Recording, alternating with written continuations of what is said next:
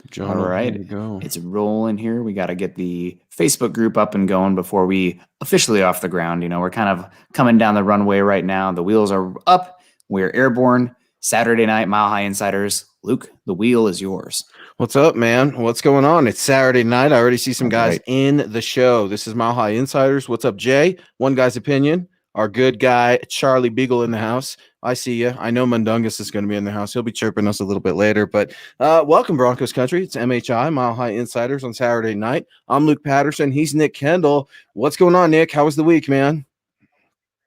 Hey, it's going pretty well. I've just been writing articles like a gosh darn madman. It's what is it, the 6th of March right now, and I've already submitted 12 articles to Chad for this month. So 2 a day is a pretty good clip. And getting excited for summertime. Already getting some. We find out in a couple weeks if we get our enchantment bids accepted or not. Got a trip coming up in May. Planning on another one in September. So carpe diem, baby, living it up.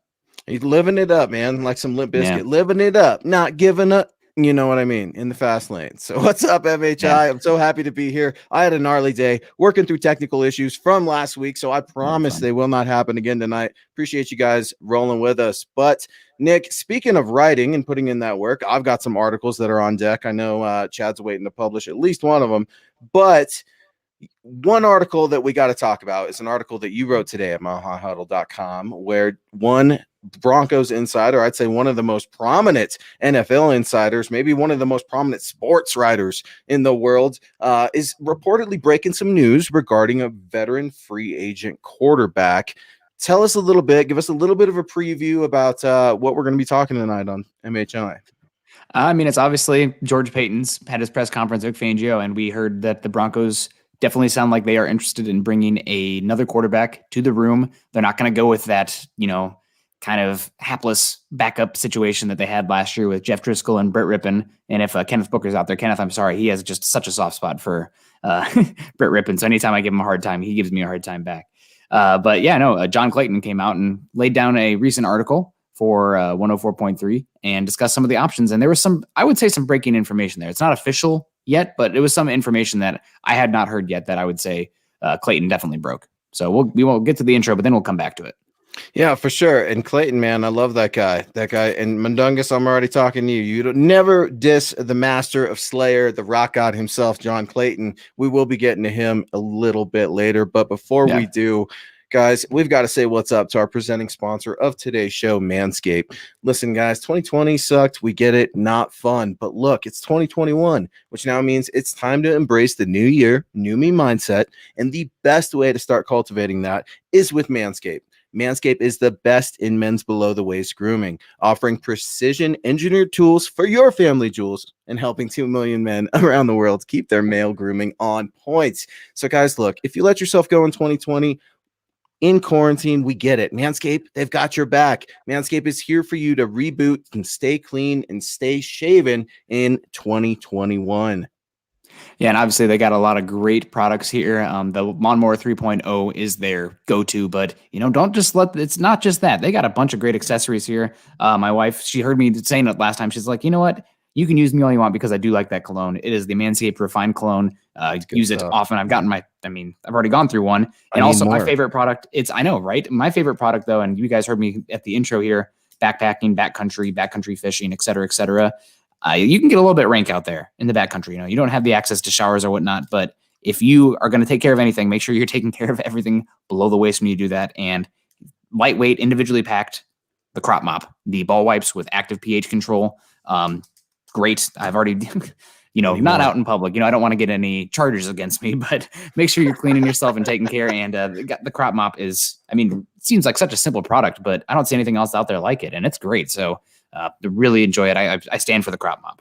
Yeah, don't have any hesitation. I know sometimes this is awkward, as Zach and Chad like to talk about, and it is, man, and it's super awkward. But it's not that awkward when you're feeling clean, and Manscaped has got your back. So, guys, come out of quarantine well groomed below the waist with the Lawnmower 3.0. This waterproof and skin safe trimmer will reduce nicks to your two best friends. This 3rd generation trimmer even has a light to illuminate those hard to see spots in 2021. Now, Manscaped, they've even thrown in their shed travel bag to keep all your goodies stored comfortably. Speaking of comfort, Manscaped Anti-Chafing boxer briefs are also available and included and are hands down the best underwear you will ever wear. So guys, 2020, we get it. It was awful. Make sure your guys are refreshed and ready for new beginnings in 2021. Embrace that new year, new me mindset with Manscaped. Now get 20% off and free shipping with the code HUDDLE at manscaped.com. Your family jewels will thank you. Yeah, what did you say about Nick's doing anything to family jewels? Trust me, guys, I'm not going to mess with your family jewels, but make sure you go to manscaped.com using the promo code HUDDLE to get 20% off and free shipping. Once again, that's 20% off with free shipping at manscaped.com if you use the code HUDDLE, HUDDLE. Happy New Year. Happy St. Patrick's Day coming up. 2021, things are looking up, and getting Manscaped, your boys will thank you. Heck yeah, man. I'm going to be taking some of that stuff, taking a spring break here in a little bit, a couple Roby days. So looking forward to it. And I know Manscaped will have my back. So before we get into it, and guys, go head on over to milehighhuddle.com where Nick just posted a new article that we're going to be getting into tonight. This is the Mile High Insiders. And if you're on Facebook, you could find us at facebook.com/Mile High Huddle Pod. And it looks like we're just having some new banners. And some little, I said no technical issues. I didn't say anything about visual stuff. But guys, you guys know where to find us at MHI_football pod, at Nick Kendell, MHH. I'm at Luke Patterson, LP, and Ryan Fitzpatrick. John Clayton said what last week we had just talked about it. John Clayton said that the Broncos, they reached out. Now, I know everybody's saying tampering, that's tampering. Nick, you said it last week. I said it last week. This is what happens at the NFL Combine. The NFL Combine is just as much about free agency and trades and all these wheeling and dealing type scenarios. And a lot of them, John Elway's gotten done a lot of good deals at this Combine. He's gotten done some pretty poor deals too. But talk about the importance of that, because some people, I think they're brushing it off. Others are saying that the Broncos are cheaters. I promise you the Broncos are not the only ones doing this. This is just the way business is conducted in the NFL, especially in a new NFL, right, Nick? Oh, yeah, absolutely. If you're not cheating, you're not trying hard enough to win, right? Ask Bill Belichick, ask the 2013 Seahawks defense, right? Yeah, grab until they don't call it anymore. Ouch. But sorry to bring up some bad memories there. Yeah, man. It's really Ryan Fitzpatrick is reportedly going to be ducking out. It's not official yet, obviously, but if John Clayton's saying it, then your ears should perk up, because he's got skins on the wall, right? He's one of the most well-known, renowned NFL insiders in the league. And Denver really gets a gem bringing him into the market himself. But in his piece, he said, quote, Ryan Fitzpatrick looks like he's going to retire. Broncos did make some contact with him. He's been with 8 teams and played a very long time, but it looks like he's going to be out of the mix for all 32. So that's obviously interesting for Denver. How much would Ryan Fitzpatrick, move the needle for this team, the quarterback room in general, a guy who could come in, compete with Locke, maybe beat out Locke, but more likely if Locke, regressed or struggled, could come in and replace Locke. Or if Locke got injured and missed time for a 3rd straight season, that's worth noting as well. But it sounds like he is going to bow out. A good career, Harvard grad. I remember him coming up. The first team probably was the Rams. I feel like he came up and was like, hey, this guy from Harvard playing quarterback for the Rams. Right. Let's see if he can stick around. And 23 years old. He did. Yeah, no, really good, fun quarterback. Probably there's a little bit of Jameis Winston to his game, because he will throw some unbelievable down the field footballs and windows that don't exist, but that comes at a reckless nature from time to time.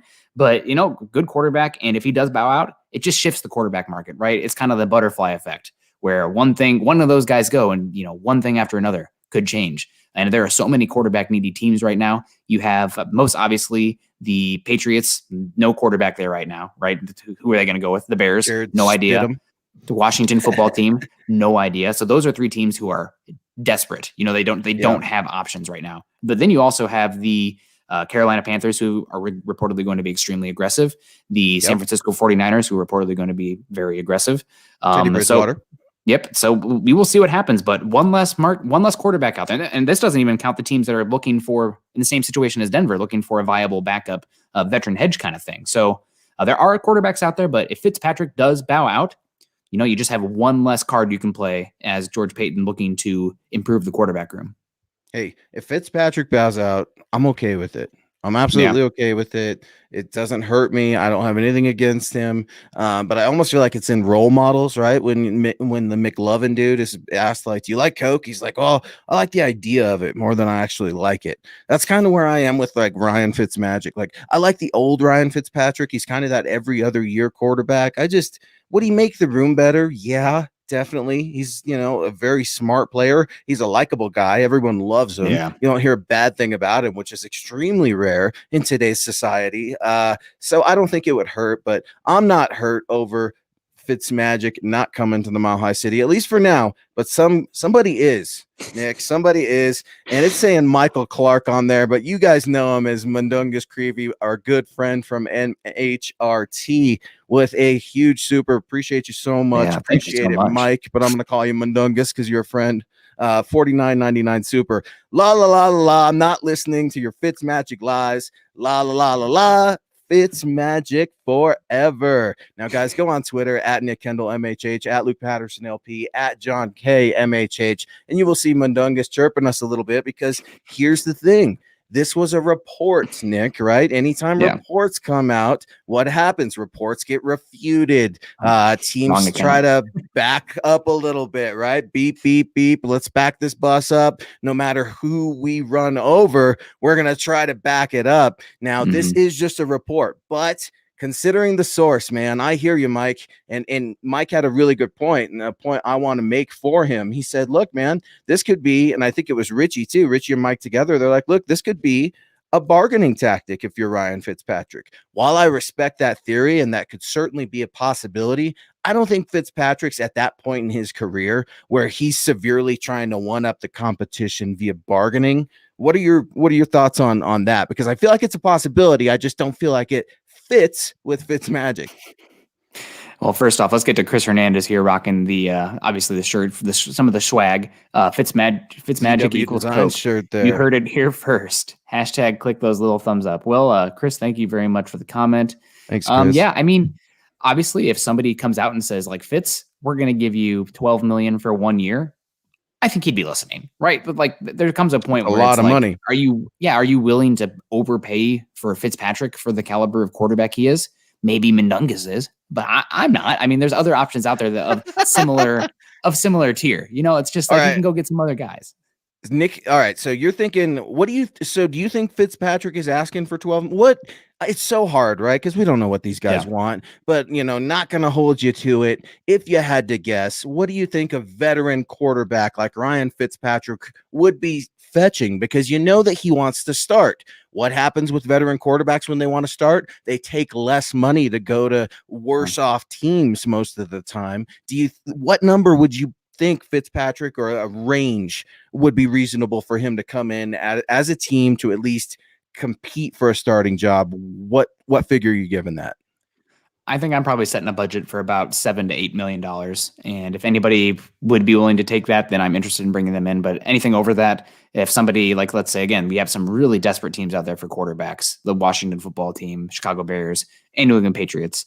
If they wanted to pay him or a quarterback in general, just quarterback X, $12 million, and I'm only looking at 7 to 8, let them go. I have other options where, again, none of the options are going to be great, probably, unless you're willing to change the market and pay 12 to 14 for a Jameis Winston and Marcus Mariota, which at that point, you're paying that guy to come in, either of those guys to come in and start. I think if you're bringing Jameis Winston or Marcus Mariota in, I would expect them to beat out Drew Lock and start. So we will see. We got Casey Martin coming in here. Is Fitz better than Lock? Is he going to get us over the hump against the Chiefs? Is he worth the $5 to $7 million he made last year? I hope he does retire. I mean, did you hear that, Mike? Did you hear that, Mundungus, dude? Because Mundungus will come out and start roasting people. Mike loves Fitzpatrick, and I get it, because what have I always said? If you love a quarterback, go get him. Now, I think you know what you're getting in Fitzpatrick. You're getting a good quarterback, but is he better than Locke? I would say yes. I think Ryan Fitzpatrick is better than Locke. Is he going to get us over the hump for the Chiefs? No, because this team is not just a quarterback away, even if it's Deshaun Watson necessarily. I might disagree with that one. Nick, come on, man. How many points? That Chiefs roster is Vic not Fangio, great. Everyone thinks, I know, but you know what? Everyone thinks Vic Fangio's defense, they were missing some guys, dude. They gave up between 417, 434 points? Not good. Not good. I mean, so like they need improvement. The offensive line is no longer a problem, but gosh dang it, man, this team needs a lot of work. They need reps. Yeah. They need reps because they're young. So for me, is he better than Locke? I think so, but I don't know about him getting us over the hump. Let's start getting to some of our folks saying what's Oh, up, Pabby in and the we'll house. we'll get to some of our supers. Pabby, hi, how are How you you? doing, Hope you're Pabby? doing well. Saw some excellent family pictures on Facebook the other Yeah. day. Always love seeing the family and embrace you guys as our family on Mile High Insiders as well. Oh, the male killer is in the house. Muhammad Badri, always repping that swag. What's up, buddy? And Mundungus Creevy saying yes to Fitzmagic. It's Give more me than Fitzmagic. yes. All right, Mike. Yes. I want to know why. Tell me why you like Fitzmagic, because I want to go over some stats real quick before we get into the quarterback roller coaster and some comments from Broncos GM, new GM, right? George Payton and head coach Vic Fangio. We've got a lot more to get to. We're, I think, about just one segment in here on your Saturday night. So before we do, Nick, I'm looking at Ryan Fitzpatrick's stats. He's played for 8 teams coming out of Harvard, just like you said, at 23 years old. And looking at his entire career, this is a quarterback that has played 165 games. He's got a 60.7 completion percentage. He's thrown for almost 35,000 yards. He's throwing for 223 touchdowns to 169 interceptions. This is a guy that's played a lot of football, Nick. And as I look at him, Pro Football Reference is my jam.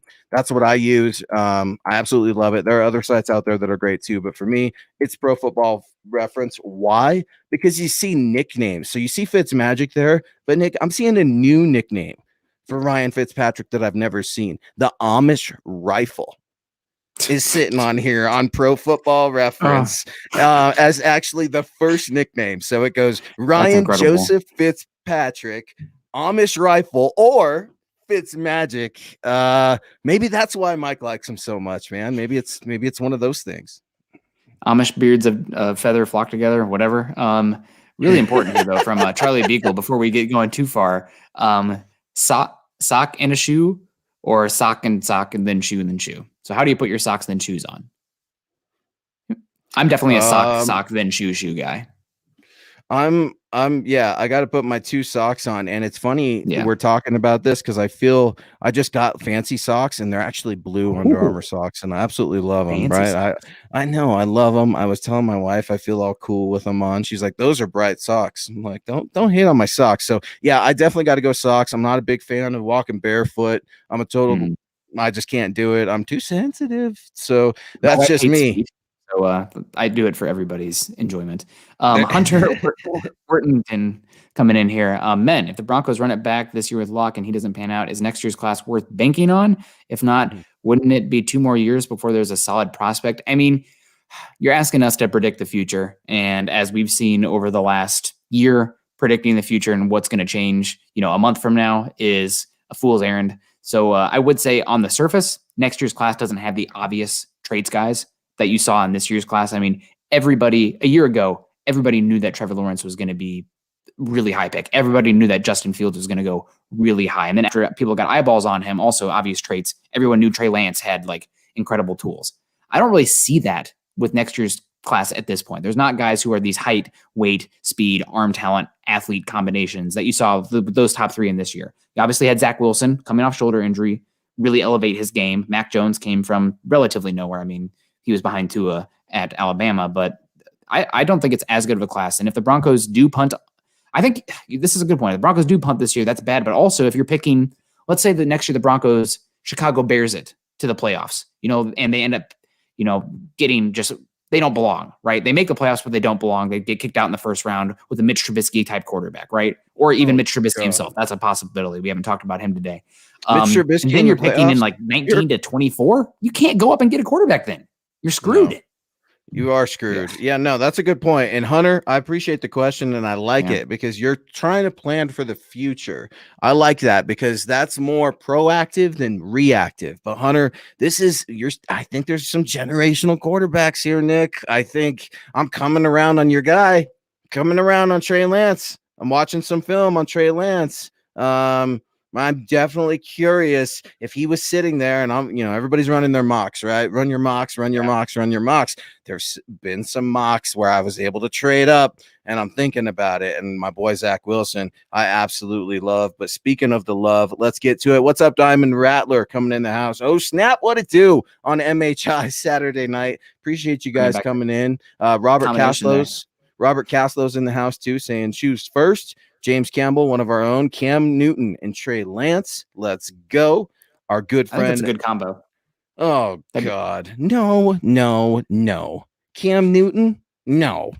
I think Cam Newton is a really good positive regression candidate for next year because he was on an absolutely I mean, what were people saying about Brady a year ago?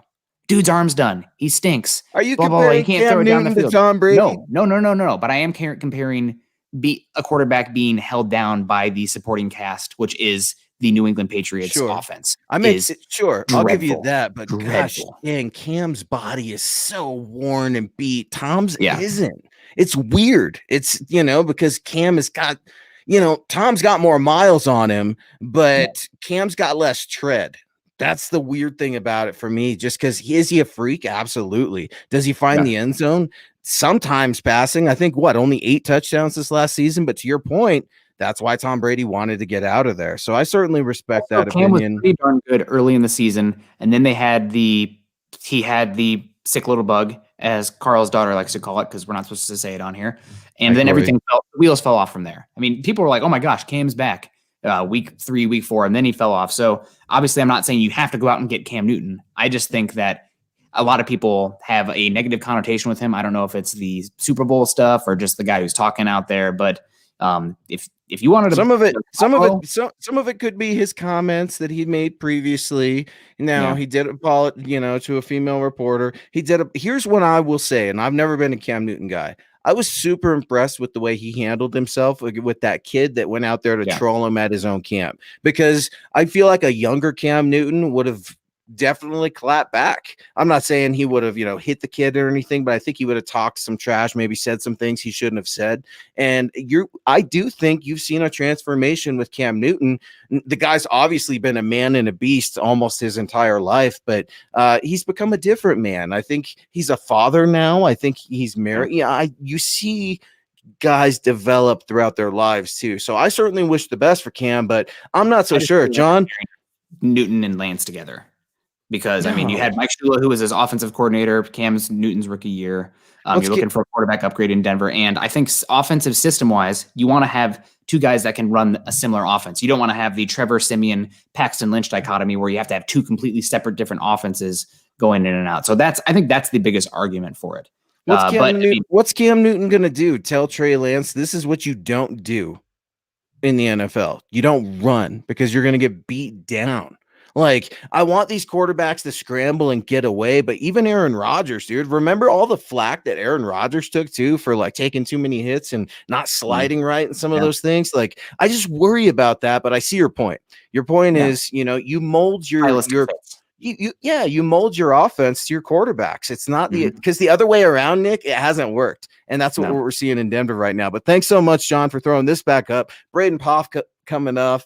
Braden Poff, with a 199 super. Thank you so much for joining MHI. Appreciate the donation. Luke, you're a buster. Come on now. I am a buster. I have been known to be a bit of a buster. It's busting chops. Always busting chops. Tell me where I'm wrong. Tell me where I'm wrong, Braden. Is it about Trey Lance? Is it about Fitzmagic? Give it to me, because I want to start getting to some of these supers and some of these comments. Here we go. There's no more Mike. Mike is gone. Mike left MHI for the evening. I don't know who this guy is. Mundungus Creevy coming in with a 1999 super, a friend of, once again, MHRT. Go check him out on Twitter. Locke and Fitzmagic have the same skill set. Locke is Fitzmagic in 12 years, but Fitz is able to handle the mental aspect of the game. If Locke doesn't work out or gets hurt, you have the older, smarter version of Locke right there. Interesting point, Mike. Mundungus, you crazy character, you. An interesting, similar skill set. I'm not so sure. I hear where you're at, saying they have a different quarterback IQ, if you will, but maybe the turnovers, those are comparable. talk to me there. I'm trying to explain. Can you? I think it's probably the propensity to test windows that maybe they shouldn't, and sometimes it results in wow plays, and sometimes it results in hair pulling turnovers. Biggest thing is I think Fitzpatrick is a better processor and reader of defenses than Locke right now, and also has shown better accuracy. But I think Locke is a better athlete and has better natural arm talent. So if it clicks for Locke, he has a better ceiling than Fitzpatrick. But I mean, he still has a ways to go, and there's issues that he's had dating back to his time at Missouri that we haven't seen very much improvement. And it's not like, I mean, people say Locke is raw. I mean, he's not raw. He's got mechanical deficiencies that have been there the whole time. And, 50 starts in the SEC. Some of that stuff might be ingrained. It's worth pondering. So it's concerning. I definitely think, and you've heard me say this on here, it's definitely a moderate viewpoint. But like if the Broncos wanted to run it back with Locke next year, you can do worse because there is still tangible upside. And he's only $2 million against the cap this year. The Broncos have flexibility because of that. They have a fallback. I mean, at worst, you call it a fallback, and that's not the worst place to be. It's not like you have to go out there and pay Case Keenum, right? Like that's when you're in a really bad situation, or you have to trade for Joe Flacco. That's when you're screwed. Like the PR team, whatever, will try to spin it as best they can. We still think Joe Flacco can be elite. Like that's when you're like, oh man, just play taps. It's over. But I think that at least there's some tangible upside and fallback and flexibility with Locke that puts the Broncos in an okay situation, but it does not mean that he will be the guy. Speaking of being the guy, Mundungus is saying, Casey, you are not the guy. Listen, Casey Martin's in the house, and Casey's chirping our good buddy Mundungus, saying, and Casey, you're not right, says Mike, dude. Prove Mike while he's wrong. We're trying to do it, and I don't know if we're doing a good job because Fitzpatrick, he's a better quarterback. He makes the quarterback room better. I have no argument against that. I'm not sure if I like it. And I want to get to Mundungus's last. Can we get the last one up real quick, Jay? And then I'd like to start transitioning. We could still talk some quarterback, but I want to get Broncos Country's feedback on the press conference too, Nick. You and I were texting about it as it was happening. We talked about it before the show. But Casey, by last year's ranking, everyone is better than Locke. Nick, I think you even wrote up the piece. Maybe it was you. It was somebody at Mile High Huddle. I feel like it was you, though, that wrote up the piece. I think that Drew Locke was ranked, 33 on an ESPN. But yeah. Yeah, we had somebody. It might have been Chad or somebody else. I think it was somebody Chad. Or Zach. Yeah, it might have had Chad. He's always typing away, writing at milehighhuddle.com. But the NFL, they're coming out and they're giving Drew Locke a little bit of hate. Saying, man, this guy's not that good. The stats, they certainly reflect it. But with everything else, you got to look in context. You got to go back. You got to watch the game film. And speaking of game film, Broncos GM George Payton said that he has gotten a chance to go through some extensive game film of Drew Locke. He sees Drew Locke on a daily basis. And of course, Drew's kind of doing his own thing out there at the building. What did you make of George Payton, his comments about Drew Locke? I know that he called Drew Locke a little inconsistent at times. I think he said he liked his upside, or he likes where he's at right now, something similar to those effects. But George Payton, he likes to play his cards close to his vest. What did you make about his comments about current starting quarterback for the Denver Broncos, Drew Locke? Incumbent Drew Locke. Honestly, these press conferences, while they are good to get, a clip and a blip here and there and some insight, I felt like 90% of it was, what you would expect a generic answer to be. Like you could play the Madden game and have a press conference and be like, auto-generated response here. And that's kind of what you got from Drew Locke. Like, oh yeah, he's tools the upside. We still believe he can get better. Case closed. Like, okay, well, thank you. But there was some stuff that I pulled from it, but not much from the quarterback conversation, other than the fact that quarterback conversation pivoting a little bit. Somebody asked him if he would consider a quarterback at 9, and he said, we consider quarterback, safety, anything, best player. So, I mean, again, kind of a non-answer, but also not a full-on, we are not considering quarterback because we have our guy. So, that's the most I could take away from any of the quarterback conversation from Payton. Yeah. And, again, shout out to Patrick Smythe, gets those guys ready, good to go. And I think, Patrick Smythe, whenever he's done working for the Broncos, he's got a job in the Oval Office or the press briefings up there. He's one of the best PR guys there are. I'm of the opinion that when things start to transition, that Patrick is very much so in the running for moving up in Broncos brass. I think Joe that Ellis he Jr. is. Yes, and maybe even a higher ceiling, dare I say. I mean, the guy has accomplished so much at a young age, and I absolutely love the guy. Eric Striking blue Schubert. eyes too. Yeah, there you I've met go. clients from the combine. I was like, oh, hello. Looks Yeah, like a White Walker out there for good looking our guy cat. Muhammad out there. Good looking, yeah, a male model, just like Muhammad Badri out there. No, and then our guys, I've gotten a little close with them, Seth Medvin and Eric Schubert. Shout out to those two guys. They helped me out tremendously here in Denver. But let's let it rip. Let's get back to some of these comments here. Robert Caslow's in the house asking what kind of teams are interested. I'm not sure if we're talking quarterback there. Be sure to answer us back. But Nick, let's talk a little bit more about this press conference. And guys, keep these comments rolling. We want to be sure to get to you guys. We're about halfway through the show right now, and we're getting through a lot, and I absolutely love it. Yeah. We're going to be talking quarterback all night. But Nick, I guess if I was going to ask you my first impression of the George Payton press conference, I love everybody. We want to have everybody back.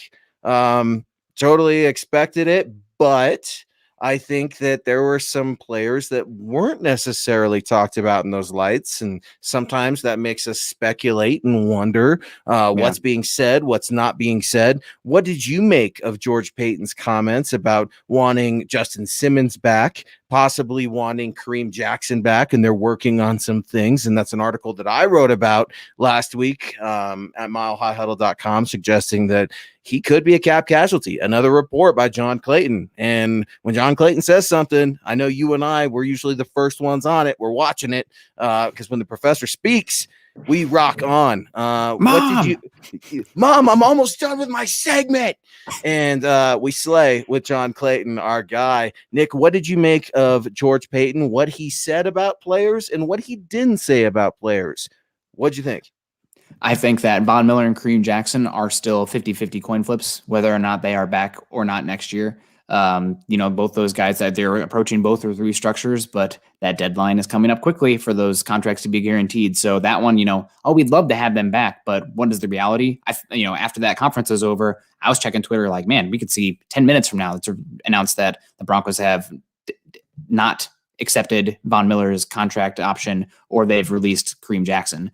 The other ones that I think were interesting was probably how non-committal he was with the running back position in general. Now, obviously, the Broncos seem on the surface pretty darn set at running back for 2021 with Melvin Gordon, with Philip Lindsay, and Royce Freeman's rookie contract running back. There's still some value there. But he made it sound like, Lindsay, yeah, we'll tender him, but which one we don't know. If the Broncos use a original round tender on Lindsay, he's gone. He's in the wind because he was an undrafted free agent. And that means, a team like Arizona it's Arizona, San Francisco, wide zone team, spread team. He'd probably be gone if they did the original. Baltimore's been wanting him since he went undrafted. You think they do now? They got J.K. Dobbins now. Yeah. They invested in a second round pick in him. Yeah, but they got rid of Mark Ingram, right? So we'll see. Gus Edwards what's Philip Lindsay gonna cost, right? I know you're not a huge pay the running back or draft him in the first round, and neither am I. And I like Najee Harris a lot. Dare I say at the Senior Bowl, just looking at him reminded me a little bit of Derrick Henry, just his physical, imposing stature. But no, I wouldn't draft him in the first round. What do you think, Bill? Might be a hot take. I might like Javonte Williams more at North Carolina. I think he's actually a little bit more explosive. I like Chuba Hubbard, and I like even more Khalil Herbert's my guy. I like Khalil a lot. But before we get there, you know who else we like a lot, and she loves us. We love her. Thank you so much, young lady. And of course, I'm talking about Bobby coming in with a $50 super, saying thank you so much for making the podcast so welcoming and enjoyable. Keep up the great work. Thank you so much, Bobby. I love the picture. It looks like you're behind a gorgeous, gorgeous backdrop right now. And I don't know what the weather's like where you're at right now, Nick, but it was absolutely beautiful today in the Mile High City. Got out and about a little bit. And guys, if you can get outside a little bit, listen to the pods online outside. If you're hiking, if you've got your dog. Exactly. Get at us. Get at us anytime at milehighhuddle.com. And Bawana coming in with I want to give Bobby a shout out too. She sent us obviously a really nice Christmas gift. I got my calendar that's always right here It's as well. amazing. That's super great. But she sent us like a tie blanket, Broncos one, and I Best have a thing basement ever. here because the basement gets really cold. And I kid you not, every day Summit comes down here and picks it up and takes it up the stairs and like lays on it. He loves that blanket. I know, bastard. right? What a bastard. No, the dogs, my Loves it. daughter, my daughter's taking mine. She's totally stealing it. And I sent a picture of my daughter wearing it. And I think I even tweeted it out, but she's stolen it. Bobby's a dear, dear friend of the show. We appreciate your support so much. And all of you guys here on MHI. And Bobby's saying, "What's up, Nick? Say hi to Summit for me." Nick, I'm his biggest fan. Summit, of course, Nick's lovable pooch. Just ask him about it. You'll see that troublemaking. God, that guy, he's ornery. I know he is, but he's a good-looking pup. Get at Nick Kendell, at Nick Kendell MHH on Twitter. I'm Luke Patterson, at Luke Patterson LP, and this is the Mile High Insiders. Get at Mile High Huddle on Twitter. Get at milehighhuddle.com for some of your best Broncos content. If you're joining today via Facebook, give us that little thumbs up, like, subscribe on YouTube, and give us a rating as well on Spotify. But let's get back to some of these hot takes rolling in, because I always love hearing from Broncos country. We have such vast opinions, conflicting opinions, but educated opinions. And here we go. CC coming in with a comment here on MHI tonight. Thank you so much for joining us. We appreciate you. He's saying, restructure Kareem Jackson. I don't think his play is living up to the contract, and he is getting older. CC, here's where I'm going to roll with you. And then Nick, I'm going to kick it off to you. I think Kareem Jackson should be restructured, because I think Justin Simmons will get a deal done with the Denver Broncos before that tag deadline is due. Nick, correct me if I'm wrong. July 17th? 15th. 15th. July Okay. 15th, I'm pretty sure. It's because St. Patty's, March 17th is when free agency starts. And the legal tampering opens March 15th. So you got the 48 keyword, hours there. Keyword being legal. Right. Yeah. But right. Here's the thing for me. I like Kareem Jackson's play a ton. I love KJack TV. It's an article that I wrote about again.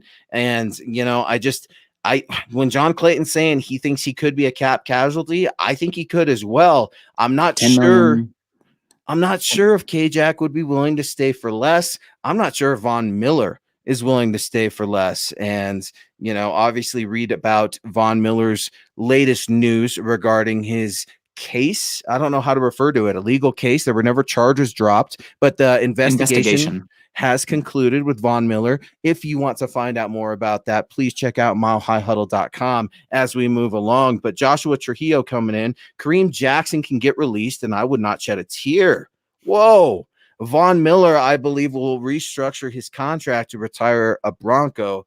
Miller leaves, I riot. Man, dude, Kareem Jackson's getting a little bit of I'm not going to say hate, because I can't stand it when people call me a Drew Lock hater, but I think Kareem Jackson are looking at him as an aging player, a player that's going out there and knocking out his own players and everybody else last year, an absolute missile. I'm a little surprised to see this. What say you, Nick? I mean, K-Jack, you want him on this team, and how much do you want him on the team for? I would love Kareem Jackson on this team I would give him a contract offer, probably 3-year, $22 million.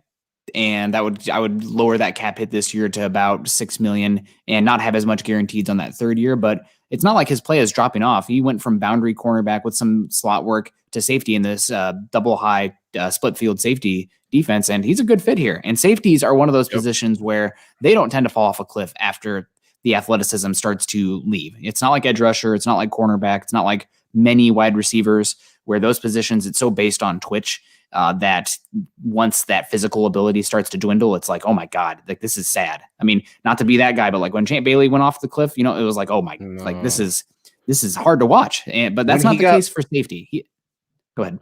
When he got cut by the Saints, I felt so sorry for him, because I'm like, this is a Hall of Famer. You don't deserve this, Champ. Like, don't do this to yourself, man. You're better than that, and it's tough. Cornerbacks, baby, they're so reliant on that twitch, and once it goes, it's that's why that 30-year-old, if you're over 30 at corner or edge, it's like, do we want to pay him? That's why it's so tough with Von Miller. I mean, you want to pay him. What is it going to be? You could clear $18 million against the cap, where Von Miller's great, but he's coming off an injury. He's going to be 32 years old. And also, he's a speed player. The power rushers are the guys who actually tend to age better. That's a more translatable long-term skill set. It's the twitch guys, the speed guys, who once they lose that, they really lose a lot of their effectiveness. So it's concerning. We'll see what happens, but it's a little concerning. But guys who like age like safeties, I mean, the one that comes to mind for me is Charles Woodson. You know, the guy obviously played cornerback for a while, but he was playing until he was like 38, 39. Great player. Yeah. Yeah, great player, a fun player to watch. Still, hate him on the Raiders. I hate him. Yeah, it's just one of those guys. An interesting career, man. Really interesting career. But Robert Caslow coming in with a question, speaking about cornerback and safety and what the Broncos are going to do in the secondary. Is Bryce Callahan locked in for the 2021 season? And of course, Robert Caslow is referring to the same Bryce Callahan that has never completed an NFL season healthy. And gosh dang it, Nick, he was having a fantastic season last year. He impressed me. He impressed coaches. He impressed Broncos country. I thought, to be honest, he was on track for a Pro Bowl nod. I really did. I'm not going to say all pro, but I think he was in the conversation for a Pro Bowl nod. He was a top corner. I'm not going to say he's 1 or 2, but I would at least include him in the top 10 for his play. Talk a little bit about Bryce Callahan. I know he's under contract, at least for one more season. Is that right? Yes, one more season. I'm not sure exactly the details are, but he's a guy that, you know, you hope to get him next year, 14 games, but his injury history, you don't think you're going to keep him the whole season. So that's another reason you need cornerback depth. Obviously, when you have Callahan out there, it's a huge boon to the whole defense, but it's a reason that you probably really need to fortify the secondary, especially at cornerback. And I mean, Mike Kliss recently had an interview where he had like a 2-minute interview that was just dropping nuggets left and right. I got 3 articles out of it. I mean, God bless you, Kliss. But he said that the Broncos, Payton, would be targeting a cornerback in free agency as the team's number one outside the organization addition, a cornerback in free agency, as well as looking at a cornerback in the first 2 rounds. So this is a team that need. I mean, obviously that doesn't mean that Ojemudia is worthless or Callahan's not in the plans anymore, but you need 4 good cornerbacks, especially with how much nickel you're playing these days, especially in the AFC West, which is becoming the Big 12 of football with how many just bombs away offenses there are with the pass game. You need cornerbacks. You need them. Manny Weiss let Jackson go and draft Hassim Nasruddin. I like Nasruddin, fine. But I hate the idea of pigeonholing yourself to a singular position or a singular player. Who else said that? Who else said that just a couple days ago about pigeonholing? Vic Fangio. That's exactly what he said. I don't want to pigeonhole myself in any situation. And he was talking about cornerback, Nick. To your point, he was talking about, because I think Vic Fangio is seeing in the news. Now, look, Vic Fangio doesn't have Twitter. We all know that. But Vic Fangio is studying Vic Fangio's burner account. Yeah, Vic Fangio's burner account is just lethal. It's just absolutely lethal. Oh, man. Just like Base Case, one of our good friends, a good friend of the show as well. But, dude, I don't know, man. It's hard to say. It really is. And with Vic Fangio, and he's like, look, Patrick Surtain. To me, he was talking about Patrick Surtain and Caleb Farley. And you know, they've got different body types. He's always asked about his ideal corner, and his old answer, I just want him to play football. We get it, coach. You know, we get it. And coaches' interviews are always a little more lively than some of the others. And I think he had more from him than Payton. Honestly. But I had, like, when he talked, he had a slip of a tongue, I thought, about Drew Lock. I don't know if we can get the quotes. I don't have the Broncos quotes in my email. I don't know if you got them, but the thing that I think he said, and we can go back, and maybe Jay, you could help me with this for just a little bit. And Jay, I asked him to pull up Bryce Callahan's contract details, and he did. So his 2021 contract right now, it looks like he is under contract. What would that be for? Is that 12? That's not 12 million for this year. I'm not sure. I would have to look it up. Oh, he's pulling it up here. Even better. Zoom in there, would you? Oh gosh, my eyes. And it's tough with Callahan because I've got so many frustrations because the guy doesn't mean to get hurt. He's obviously had problems with that foot. He was on 8.5 like million. I said. 8.5. Dude, that's a little expensive. You want to talk about cap casualties? I think that could be a potential cap casualty. What's the debt? Oh man, but you're really 1.7. Yeah. That I don't think it's worth. I think it's more worth it to keep him on the roster than you're going to be paying for less. So I would keep him at possible. Boye was the obvious release there. But yeah, no, it is interesting. I did want to get to that question from Robert Caslow. Would it make sense for the Broncos to go a cornerback and 2 cornerbacks in the first 2 days? If the board falls that way, you bet your ass. I mean, Patrick, my boy Patrick, wrong way. My boy Patrick Surtain and Elijah Molden, boom, or Caleb, Caleb Farley. I mean, absolutely, and I've heard that take. And you want a spicy take? My boy Tyler Columbus is saying do that on 104.3 right now. He's like, dude, they talk about doing wide receivers last year. What if you go corner? Stink is saying it too. And I'm like, dude, maybe these offensive linemen got it right. Because if it falls that way and the Broncos, for the love of God, need help at secondary, Nick, why not? Yeah. And yes, I want to hear your hot take. It's going to bother people. I can already tell. It's going to bother you. It's going to bother me, which is even worse. I can see the smile on your face. You're getting ready to trigger me. Hit me with it. Hit me. I think with a Vic Fangio specific big board, match quarters defense, I think Greg Newsome, I'm going to have him higher ranked on my board than Patrick Surtain. I don't think Patrick Surtain has the ability to play off man. I think if you don't put him in a press heavy scheme, your door's opening behind you. Hopefully no dog or kitty's coming in there. It's a dog and she's a husky, and I'm gonna hope that she doesn't freak out. Okay, all right. So you don't think what you said that was press man?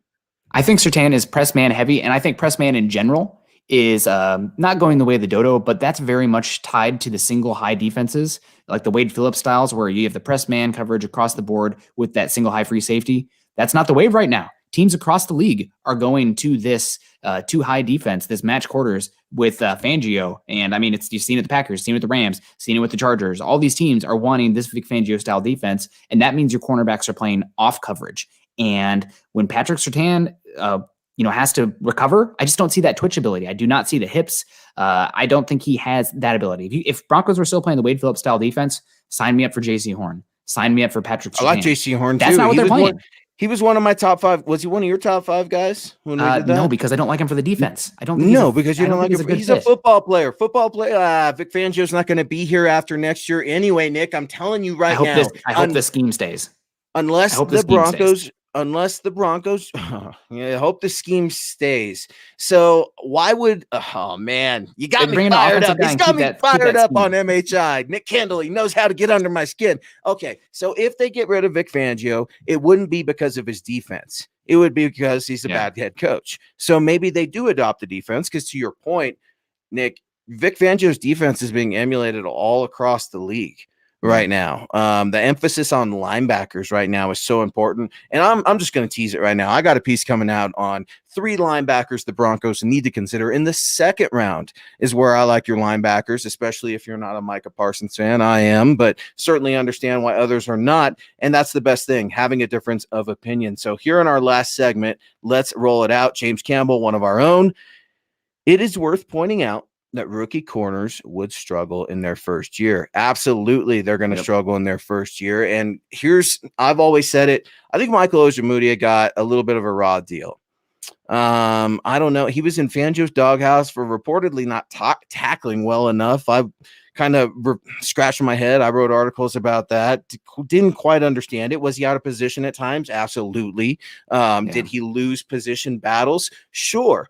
But those things, to James Campbell's point, are to be expected with rookie corners. Here is the problem I've got with Caleb Farley. I worry about some of those injuries, right? But that's the one. That's the big thing for me. And that back problems really, really worry me. It's amazing what guys can do with and gals and any athlete in the world with ACLs and MCLs in today's day and age. It's absolutely shocking.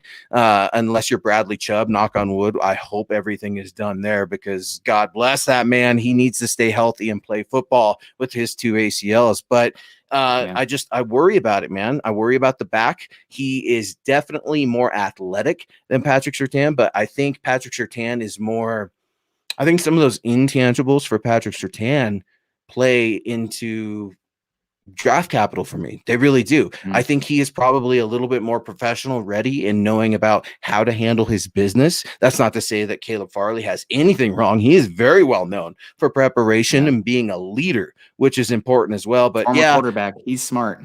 He's a smart one. Dude, they're both. And here's the thing, something else I pointed out on Twitter too.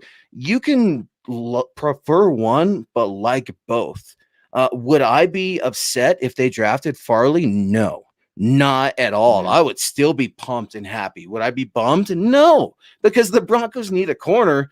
Yes, they can go corner in back-to-back rounds if they choose to, but with Elway out of the picture, I don't think George Payton's going to roll that way. I mean, but what about George Spielman and the Vikings? I mean, how many first-round picks, second-round picks over the last 5 years have they invested in cornerbacks? It's like every year. It's like, George Zimmerman and the Vikings are on the clock. Can they not take a defensive back?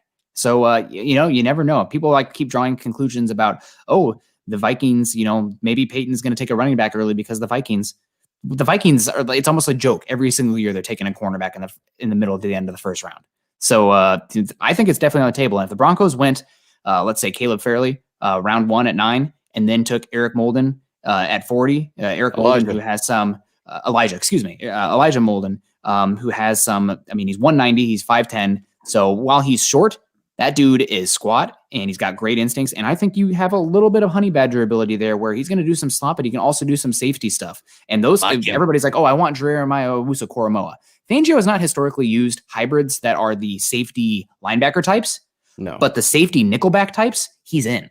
He loves those guys. And I think Molden and Asante Samuel are both guys, he said, I don't care about the size if they play. And when you're not playing press, like Andrew does, the Broncos used the second lowest rate of press in the entire NFL last year at 11% for the boundary cornerbacks. Big reason I'm thinking Surtain/Horn are not really fits, because I think if you take them out of press, they're not that great, or they're not like first round caliber if you're not pressing. And he struggles with that deep, right? Yep, exactly. They just don't have the twitch. And also I think if you put Horn in an off coverage, his rookie year, he's leading the league in penalty yards. No doubt about it. That dude grabs like crazy, but he's very aggressive, but I think he would lead the league in penalty yards. So if they want to go back to back, I would be in, man. Especially Molden and Fairley. Sign me up, baby. Oh man, it's an athletic corner and then like a little bulldog too. Yeah, like a little bulldog. And speaking of that, dude, I want my boy Will Parks back. I wrote about that this last week at myhighhuddle.com. I don't think that's going to cost that much to get Will Parks back. He likes the Broncos. The Broncos like him. He is a fit for a Vic Fangio defense that I know I'm not going to say you love, because I don't want to put words in your mouth, but you like the bend but don't break defense. At times I can get a little sour on Vic Fangio, the head coach, and it makes me grouchy about his defense, but the guy knows linebackers. So get ready for my piece coming out of milehighhuddle.com, because there are 3 linebackers at least to look at in the second round that I think Vic Fangio would fall in love. But speaking of falling in love, Mundungus Creevy, he loves to fall in love with MHI on Saturday night, a friend of the show, as well as MHRT. Get at them. If Shelby Harris gets priced out of Denver, what are your thoughts on Sheldon Rankins? Now, here's the thing. I know our guy at Mile High Huddle, Zach Kelberman, just ask him. He'll tell you pay Shelby Harris. I see so many pay Shelby Harris, pay Justin Simmons. I get it. Dude, the Broncos don't have to pay Shelby Harris. They don't have to. Why? They could still, I think, get him back on a reasonable deal. Nick, you wrote about this on milehighhuddle.com about a Broncos insider saying that, wait a second, cool your jets. We're not so sure. Defensive line specifically is a position that is pretty often those guys get those second contracts and they don't see the end of them, and they are released. And in a year with a restricted cap, you're going to see, I think, a good number of street free agents via interior defensive line. So I'm waiting to see what that commotion looks like. But there are a number of names. Could you see a Derek Wolfe reunion in the cards for cheap coming back in a scheme fit? That makes sense to me. You don't think so? Okay, I think that. No. Okay, maybe for cheap, a Henry Anderson is really cheap, and one that makes sense also is a guy that he's been stuck behind Akeem Hicks for a while, but Roy Robertson Harris is another name. You're going to get more from Draymond Jones this year. Obviously, Mike Purcell's coming back. You have to bring in a body. It doesn't have to be a $10 million a year level guy, though. I'm going to give you credit on Draymond Jones, because this is something that we went back and forth a lot on the summer. You're like, watch out for Draymond Jones. I'm like, really? And You were right, man. You were right. I It's know. good. You were right. I think you know that. I remember, debating with you a little bit. I knew we both loved Jarrell Casey, but we saw that coming, that release and stuff like that. And Mhm. my guy Cecil over there at 104.3 absolutely loves Draymond too. But it'll be interesting to see with a Malik Reed. Now, some people I think are prematurely calling Malik Reed a Shaq Barrett. And I can appreciate that, but we're Yeah. just not there yet with Malik Reed. I like him a lot. There's been some awesome pieces about Malik Reed. I think we've got one up on milehighhuddle.com. I know Troy Rank has definitely killed it, and we definitely feature him out in some of our work, in addition to Kliss, Adam Schefter, the guys over at KOA, the guys over at The Fan. Everybody does a great job, and we are rolling into our last 5 minutes. So let's And let I it want to rip. get to you real quick. Some tropes that kind of bother me in Broncos country over the last few years, based on our history. I think people need to understand how exceedingly rare the caliber of player in Shaquille Barrett as an edge rusher is as a UDFA. That's exceedingly rare. Edge rusher is typically a first round position. Like the guys with the traits get picked early. The NFL is really good at evaluating them. So there are guys who fall through the cracks, obviously, like Shaquille Barrett. But just because you had a Shaquille Barrett undrafted free agent doesn't make Malik Reed the next Shaquille Barrett. And that goes double for Asang Bassi being the next Chris Harris Jr. It's typically cornerback, early round position. And I know Asang Bassi, undrafted free agent, the next Chris Harris Jr. Stop it. Very, very, very. The fact you got one of those guys for the level they are is, exceedingly rare. Not like Tom Brady, 6th round rare, but like, that just doesn't happen. And then to have it like, that we have another guy just replace immediately doesn't happen very often. The other one that drives me nuts is because of the Broncos winning the Super Bowl 50. Everybody's like, you have to build this elite defense. Elite defenses are a flash in the pan. Best way to succeed in the NFL year after year, get that quarterback. So those are just two that I'm sorry. Dare you, dude? Defense wins championships. Ask Kansas City. That's the first thing that everybody's going to say. I'm going to throw some wet water on your wet water. Man, I hear you. I hear you, because as fans, and if I take my analyst hat on and I'm a fan, and I am, dude, at heart, I'm a fan, but I don't get paid to just talk about how much I love the Broncos. I have to look at things analytically. I have to tell the truth, even when the truth hurts. But the thing is, man, I understand why fans connect potential to what could be, because sometimes you see it and other times you don't. But to your point, these guys are not only different players, but they're different men. And Malik Reed has had an awesome story. I encourage anybody to go read about some of his personal struggles in his life and losing some friends in his life that kind of changed him, why he wears the number 40. It's not 48. That's Shaq. That was Shaq's old number. What number is do we know Malik? 59. He's wearing 59. 59. Yeah, absolutely. He's wearing 59. So check that out. But yeah, Nick, you're right, man. It's hard to start comparing players. And I think he led the team in sacks. So it's easy for Broncos country to kind of hop on that wagon of, okay, well, you could just get rid of Chubb, even if he was in a trade. And Vaughn, don't worry. We've got Malik Reed. Slow down just a little bit there. Slow down, because Broncos country, better than anybody. You need 2 pass rushers. Hell, sometimes even 3, Nick, because one just doesn't do it anymore in today's NFL. Especially not in the AFC West, where the worst quarterback in the division outside of Denver is probably the 10th to 15th best in the NFL. Look at this, Nick. As the next Kevin Green. Look at my boy Clifton. I love it, Clifton, because I got to meet Derek and scout him last year. Well, last offseason. The next Kevin Green, man. Different body types for me, man. Tuska's so lean. I think he's been working on putting weight on, but Tuska's gonna have to come out this year. Does he have to move off ball? Is he an edge? His frame is so slender. I don't know if he can hang as a full-time edge defender. And I think he likes his hand in the dirt, and he's undersized, so that's tough, right? Yeah. Because he's kind of he's lean, and he doesn't have the meat that like DeMarcus Ware had. That just ask your girlfriends, guys. Length matters. Right? Nick's gonna get us in trouble in the last 2 minutes. We've been doing good with the audio. We've been doing, my dog came in, she didn't throw a fit, but you guys have been absolutely killing it. And just want to say what's up to a few people on the way out. We got Cliff Harris coming in saying, thanks for the shout out, fellas. Cliff, thank you. Thank you for joining MHI tonight. I was telling Nick, I was grouchy all day, but I couldn't wait to get to Saturday night show because you guys make my night. Mundungus coming in. What about Sternad and maybe Milano, if not Sternad? We've got Sternad articles up at milehighhuddle.com as well. Yeah. Justice Sternad, he's been getting a lot of love. It's almost like they think he's an all-pro coverage linebacker already. Me, Nick, not so fast. I like the potential. Let's see how his recovery went. He raises the floor of the room, and he means that it's essentially you're getting another draft pick this year. You used let's say early day three pick on a coverage linebacker. Just assume that's coming into this class. So great. I would have no issue if they went linebacker decently early, or if they missed on it too. I think that linebacking room actually has a decently high floor. Like the linebackers last year did not kill this team. It was the cornerbacks that was the straw that broke the camel's back, and also honestly some pass rush concerns as well. It would be. I think Sternad can be awesome this year. Maybe getting a little bit overhyped. I don't know what I. Yep, I agree with that.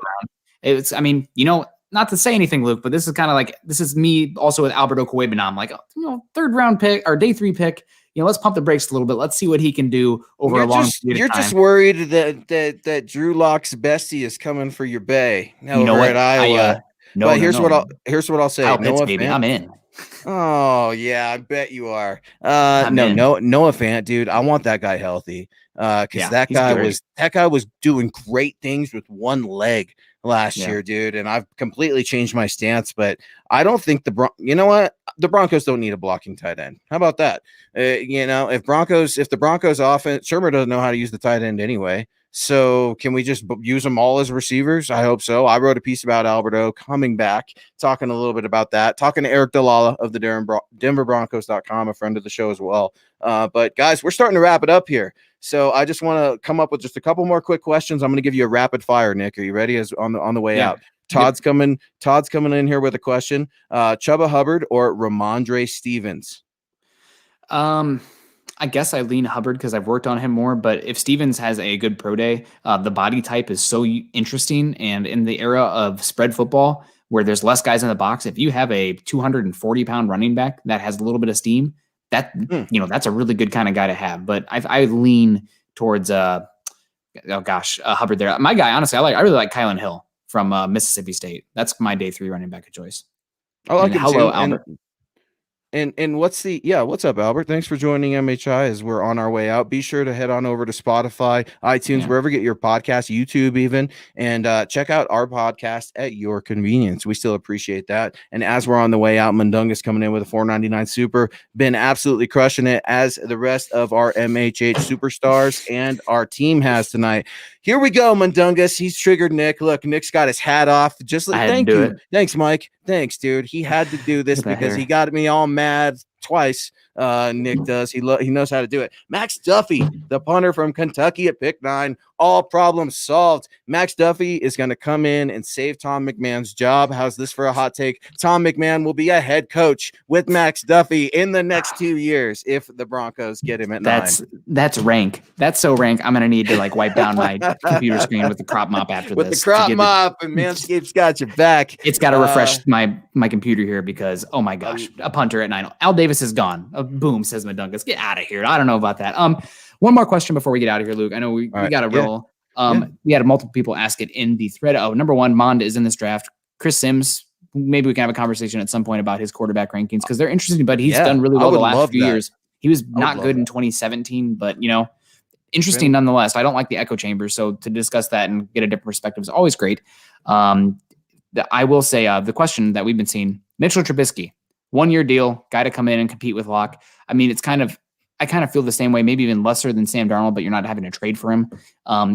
Very similar to Drew Lock, right? Now, maybe one of them figures it out and gets it, but I think that, are you really, what are you adding to the room other than, duplicating what you have? It's a Spider-Man pointing meme, right?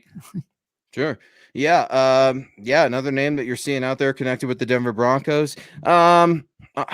I think you got to turn over every rock and you got to look at him. But my initial thought is he's not an alpha dog. He's not a leader. I think he'll be a journeyman quarterback and maybe he'll get a shot to grow and be salvaged. He's very salvageable, just like Drew Lock. But man, I would just much rather roll out with Drew Lock. I don't know how much older Mitch Trubisky is than Drew Lock. Maybe a few years, right? Maybe 2 or 3. But it's just too young a quarterback for me. I think if that's the case, I'd rather go with the old dog who claims he's retiring. I'm just going to say claims so I don't get Mike mad at me on our way out the door. But reports from John Clayton. I like the question, Nick, and it's a quarterback carousel. It's rolling on. You still see Andy Dalton's name. You see Jacoby Brissett. Alex Smith now. He's a great story, guys, but no, the Broncos do not need him. Yeah. And Mike coming in here. Where's the news that Fitz is retiring? John Clayton, who's as plugged in as anybody, said that it's coming down the track. So not official yet. I guess anything could change until it is official. But if John Clayton says it, you probably need to take note. So I always say John Clayton. I like John Clayton, Adam Schefter in terms of now. I'm not going to throw local stuff out, right? Because everybody has preferences for who the local insiders are, and I'll get in trouble. And I always get in enough trouble as it is. But Shefty, I love listening to Shefty. You got Ian Rappaport, I think is very respectable as well. I don't know about how you feel, how I'm doing so far. Jeff Legwald. Also, all these guys are way shorter than you'd think they'd be. That's all I can think about. You're gonna think at the combine, it's like meeting Ian Rappaport. Like, well, what are you, like 6'3"? I mean, I'm 6'1". Legwood is not that short, but Adam Schefter, Ian Rappaport, a little guy. John Clayton. These are some little dudes. I mean, there's a reason they're probably reporting rather than playing in the league. I don't know that dude. Kicking. Adam Schefter's Lambeau Leap. Go YouTube that. On our way out right now, I just want to say go YouTube Adam Schefter's Leap. And then I got to hear him talk about it, I think, on one of the local radio stations. And he was like, dude, I was training for a marathon. My legs were sore. I was just trying to not tear my MCL with his, I think his 2.5-inch vertical. It was great. Absolutely great. Back when football was rolling, but we appreciate you guys so much. You guys are absolutely you make our Saturday nights. I had a blast, man. This hour always goes by way too quick.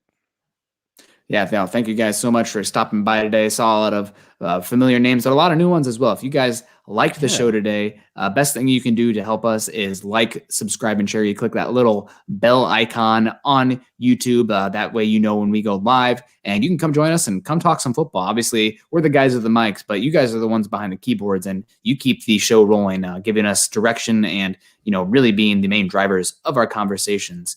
You guys can find Luke on Twitter at Luke Patterson LP. You can also find myself on Twitter at Nick Kendell MHH, and also make sure you find John on Twitter as well. Always super great. I mean, I love John. This show wouldn't be here without John too. Everybody, thumbs up in the chat for John. Follow him on Twitter at John K MHH. Also, guys, make sure you head on over to milehighhuddle.com for all of our written content and the MHH community content. Like I said, I had 12 articles in the last 6 days. I know that Luke is working hard. The season's over, but the grind never stops, and the grind is really hard right now. I mean, February, March, April, crazy amount of content. I don't think anybody does it like Mile High Huddle as far as off-season content. Well, I'll pat us on the back because we are crushing it. Our stats just came out for our publication, and Mile High Huddle is absolutely crushing this landscape. Best Broncos coverage. Be sure to check out the pod coming on tomorrow night. I think there's even a Kelberman's Corner at noon. Yep.